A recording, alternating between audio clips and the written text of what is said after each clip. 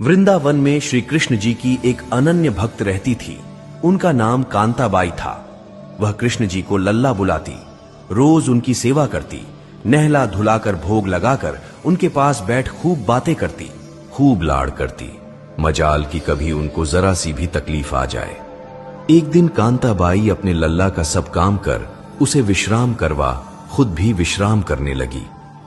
तभी उसे जोर जोर से हिचकियां शुरू हो गई। कांताबाई समझ नहीं पा रही थी कि वो क्या करे।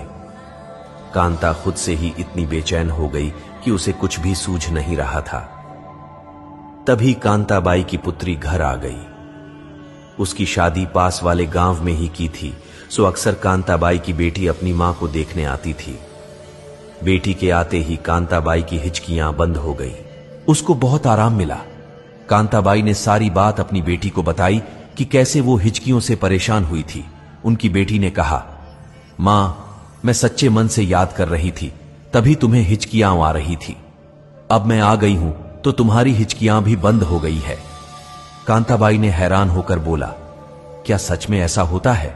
उसकी बेटी ने जवाब में कहा, हां जी मां, जब हम किसी को सच्चे मन से याद करते हैं तो हमारे अपनों को हिचकियां आती हैं। कांताबाई ने सोचा, मैं तो अपने ठाकुर जी को हर पल याद करती रहती हूं, मेरे लल्ला को तो कितनी हिचकियां आती होगी। नहीं, अब ऐसा नहीं होगा। मैं अपने लल्ला को याद नहीं करूंगी, ना ही परेशान करूंगी।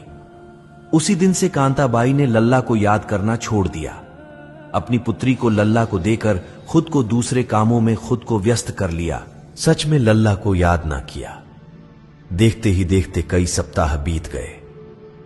एक दिन कांताबाई सो रही थी कि उसके लल्ला यानी खुद ठाकुर जी उसके सपनों में आई और उसके पैरों के पास आकर बैठ गए।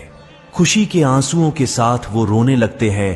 कांताबाई जी उठ जाती है और प्रभु को प्रणाम करती है। मेरे लल्ला, मेरे प्रभु, आप तो उनको भी नहीं मिलते जो समाधि लगाकर ध्यान लगाते हैं, तो फिर मुझ पापिन को कैसे साक्षात आपके दर्शन हो गए, जबकि अब तो मैं आपको याद भी नहीं करती। कृष्ण जी ने मुस्कुराते हुए कहा, मां, जब भी कोई मुझे याद करता है तो उसके पीछे उसका स्वार्थ होता है, या कोई साधु जिसको मुक्ति पाने का स्वार्थ छुपा होता है। लेकिन धन्य हो मां तुम, जिसने ये सोचकर याद करना छोड़ दिया कि मेरे लल्ला को हिचकियां आती होगी। मेरी इतनी परवाह करने वाली मां भक्त पहली बार देखी है। उन्होंने कांताबाई को वैकुंठ में स्थान पाने का आशीष दिया। ठाकुर जी केवल आपके प्रेम और भाव के भूखे होते हैं। भगवान केवल भाव के भूखे हैं। जो भी भक्त भगवान को भाव से पुकारता है, भगवान उनके घर दौड़े चले आते हैं। जख्म जगने दिए हैं, घाव किसको दिखाऊं, कोई अपना नहीं है।